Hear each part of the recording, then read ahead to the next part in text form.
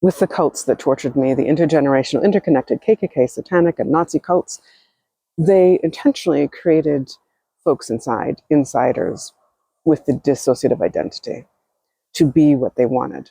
And when they couldn't at first create that, they would continue the torture and the mind control until finally someone inside would split off and take on that job. And the cult would not stop the torture and the mind control until they got exactly what they wanted. Someone inside who would do that exact job and take on the role and the attributes that the cult wanted. They would not stop. There was no way out except for creating those parts inside to do it. So it's so important to have compassion and empathy for those cult-created folks inside. They took on torture that we could not, and they did what had to be done to keep us alive, because the cult would not stop.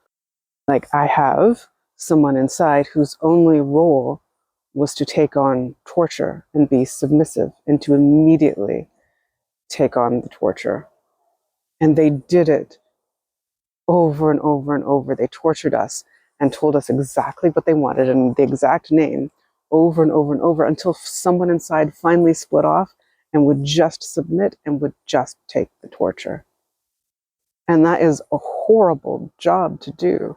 And that's a horrible existence to only know torture. I have so much empathy for that part inside me who only knew torture, and who I have many folks inside split off from her because the cult kept creating that.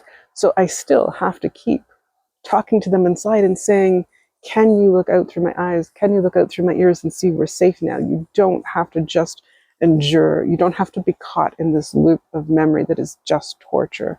And can you see, maybe there's something in the world now that you would like to do? Do you want to try, like, playing with crayons or talking to a friend or try some chocolate or whatever it is that would be something that is the opposite of what they knew their entire life? It's so important to have compassion for those parts, including the ones that we start out thinking that we don't like or that are scary.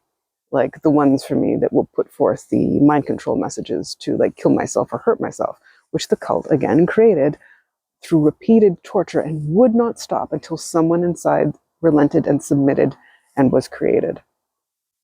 But talking to them with compassion and empathy, helping them see that they don't deserve what the cult did to them and they don't need to do that job, helps so much. And that compassion is really important. Compassion cuts through hatred and mind control. Mind control is used with hatred, and it cuts through all the torture. It does take time and patience, but it's so important.